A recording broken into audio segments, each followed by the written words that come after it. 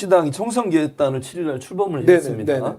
구체적으로 어떤 역할을 할지 또 앞으로의 계획은 어떤지 설명 부탁드립니다.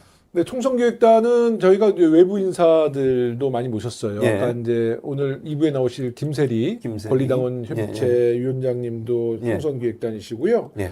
우리 최정민, 한소원, 민서희 오디션으로 두 분도 우리 총선기획단에 들으셨고 또 우리 하수정 공감위원회 위원장님이라고 북유럽 연구소장 또 홍은희 시당 청년 담론위원회 편집위원회에서 청년들이 다수 이제 들어오셨는데요. 또 국회의원들도 한 7명 정도 참여하고 있습니다. 서울시당에서 그래도 가장 기획력이 좋다는 정태호 의원님, 또 우리 이재명 대표 비서실장을 맡고 있는 천준호 의원님. 천준호 의원님은 이제 서울시의 옛날 정무비서관이셨어요. 그래서 서울시 정책을 잘 알고 있고요. 그리고 이제 송재혁, 봉양순 우리 시의원님들도 이제 참여해서 10여 분들이 참여하는데. 근데 중앙당은 좀 거대 담론을 통해서 우리 당의 기조를 이렇게 앞세운다 그러면 서울시당은 정말 49개 지역위원회에 딱 맞추는 정책, 또 우리가 이제 그 조직을 이제 지원함으로써 49개 지역위원회에 힘이 되고 또 총선 후보들에게도 힘이 될 수 있는 실질적인 정말 그 전략 기획을 잘 세워서 총선 승리에 좀 큰 역할을 할 수 있는 총선기획단을 꾸려보았습니다. 뭐 다양한 분들이 함께 모이셔서 총선을 기획하고 준비한다는 점에서 의미가 있을 것 같은데 1호 공약도 발표를 하셔서 경로당 주 5일 밥상이라고 그렇습니다. 어떤 내용입니까? 저도 이제 최근에 경로당을 참 많이 다녔는데 잘 몰랐어요. 그러니까 경로당이 다수의 경로당, 서울시의 다수의 경로당은 일주일에 3일 점심이 제공이 되더라고요. 무상급식이라고 표현하면 3일 무상급식인데요. 저희가 이제 그 사실을 파악하고 처음에 이 문제를 발제하신 분이 이제 김민석 의원이신데 김민석 의원이 이 그 제도를 뒷받침할 수 있는 이제 법안도 냈고요.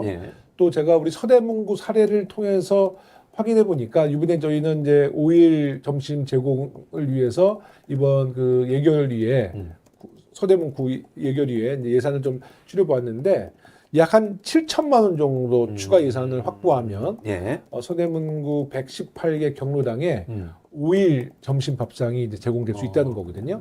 근데 이제 서대문구는 일부는 5일 급식이 나갔다는 거예요. 무상급식이. 그래서 이건 일부니까 아마 한 1억 한 3천에서 5천 정도 예산을 마련하면 주식비와 양국비를 이제 따로 챙겨서 한 1억 5천 정도만 되면 서울 전 지역에 어르신들 경로당 5일 점심 제공이 가능하다는 거죠. 사실 그 구의회가 서대문구만 해도 1년 예산이 이제 한 8천억 정도 되거든요. 거기에 1억 정도, 1억 5천억 정도는 충분히 어르신들의 복지를 위해서 만들어드릴 수 있는 부담 없는 예산이라고 말씀드릴 수 있습니다.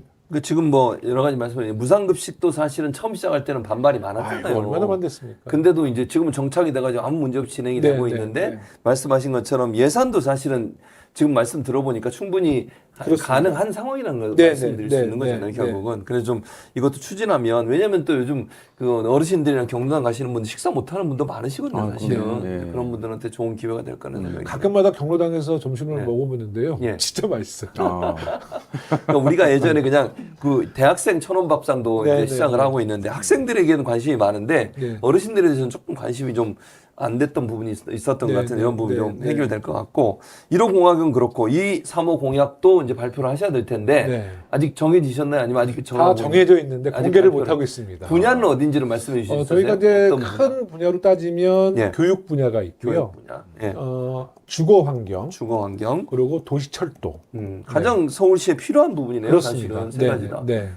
주거 환경은 뭐 아시는 건 젊은 층이나 이런 분들 집값이 너무 비싸가지고 경기도로 나가는데 그 문제도 청년주택 1인 가구, 또 공공주택 중에서 이 카르텔이 있어요. 이 재개발 재건축에 조합 카르텔을 우리가 좀 확실히 뿌리 뽑을 수 있는 강력한 법안도 있고 또 정책도 준비되어 있습니다. 기대해 보도록 하겠습니다. 자, 그럼 구영식 기자 어디서 말을 안 하고 있어가지고 참 언론인한테 질문해 보도록 하겠습니다. 유일한 언론. 오늘 유일한 언론이 격상됐습니다 오늘. 위원장님이. 자, 민주당 내년 총선에서 어떤 부분에 집중해야 한다고 생각하십니까?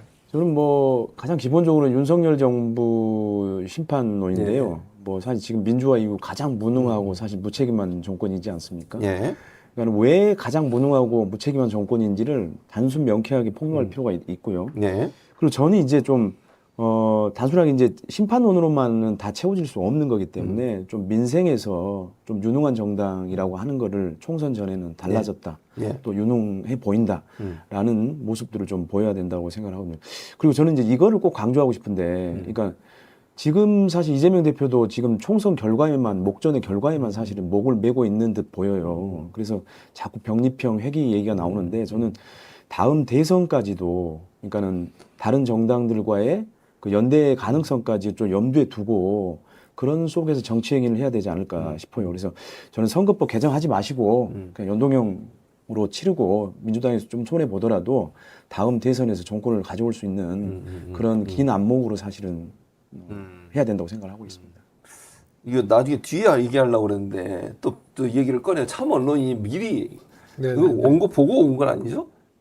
뒤에 있어요 질문이. 연동형 비례 뭐 이런 식으로 하시면 곤란합니다. 자, 위원장님 어떻게 생각하세요? 그러니까 정개특위가 그러니까 사실 저희 당에서 연동형을 반대하는 사람은 없어요. 근데 다만 이 정개특위의 전통적인 그 방식이 합의제라는 거죠. 합의제. 그래서 저희가 연동형을 뭐 거의 전 국회의원들이 연동형을 다 추구하지만 이 합의를 이뤄내지 못했을 경우에 결과적으로 위성정당이 또 탄생하고 저희 더불어민주당은 위성정당도 반대를 하기 때문에 그랬을 경우에 저희가 목적으로 하는 의석수 달성이 현실적으로 불가능하거든요. 그러니까 우리 의원들의 사실 고민도 상당히 깊습니다. 그러니까 이것은 지금 전략적으로 또 윤석열 정부와 제대로 싸우기 위해서는 이번 총선의 승리가 가장 중요한데, 근데 그런 거를 놓고 종합적으로 판단하기 때문에 우리 병립형에 대한 이야기도 지금 조금씩 나오는 거죠. 국민의힘이 연동형, 위성정당을 방지할 수 있는 연동형 비례대표를 합의만 해준다면 안 해주죠. 네, 근데 절대 안 해줍니다, 저쪽이.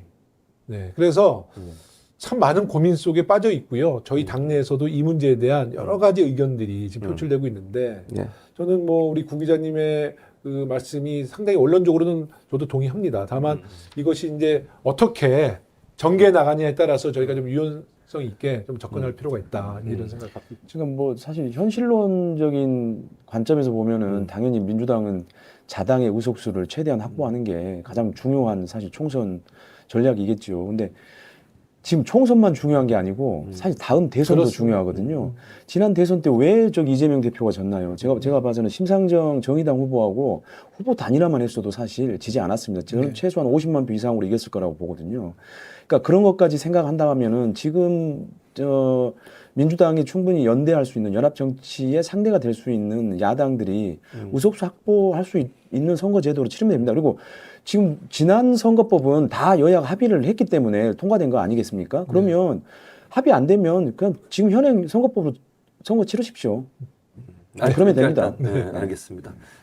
싸우는 건 아니죠. 네. 유일한 언론인가? 비싼 언론이 갑자기 유일한 분까지 뺏기면 저희는 큰일 납니다. 평소에 구영식 기자가 말을 조금 조용히 하거든요. 네, 갑자기 하십시오. 그래서 깜짝 놀랐습니다. 어쨌든. 근데 그런 또 주장도 상당히 이제 저희가 귀 기울여 들어야죠. 네. 근데 뭐 어쨌든 현실론과 명분 이 둘 사이에서 고민이 깊을 거라는 생각이 들고, 서울 판세에 대해서 좀 얘기를 해볼게요. 국민의힘 내부 자료에 보니까 서울이 6석 정도 받을 거다. 이거 국민의힘에서 얘기한 겁니다. 그런 얘기가 나오고 있고, 그래서 지난해 지방선거만 해도 사실 서울에서 국민의힘이 이기고 이제 민주당이 좀 열세였잖아요. 근데 지금 현재 분위기는 어떻습니까? 사실 국민의힘에서 이제 이런 것을 뭐 공개적으로 얘기하고 모든 언론도 매체에서도 이것을 막 다루는 거 보면 이제 국민의힘을 이제 자극해서 더 의석수를 늘리자는 좀 저는 목적이 있다고 보고요. 또 우리 더불어민주당 지지자들에게 조금 이렇게 좀 안심시킬 수 있는 회의하게 만들고 이런 약간 심리전인 것 같기도 합니다. 지난 10월 11일 보궐선거, 강서 보궐선거 때가 만약에 총선이었다. 그랬으면 저는 상당한 뭐 승리를 이뤄냈다고 봐요. 다만 그 이후에 여러 가지 그 여당발 뉴스, 뭐 김포 서울 편입부터 해서 이뇨한 이 혁신위원장, 뭐 여러 가지 여당발 뉴스가 상당히 많이 나와서 지금은 상당히 그 내년 총선을 우리가 가늠하기 어려울 정도로 좀 안개정국이라 할 수 있습니다. 왜냐하면 윤석열 정부가 상당히 못하고 있습니다만은 지금 거기에 반해서 우리 더불어민주당이 또 존재감이라는 것이 아직 이렇게 막 국민들의 공감하지 못하고 있거든요.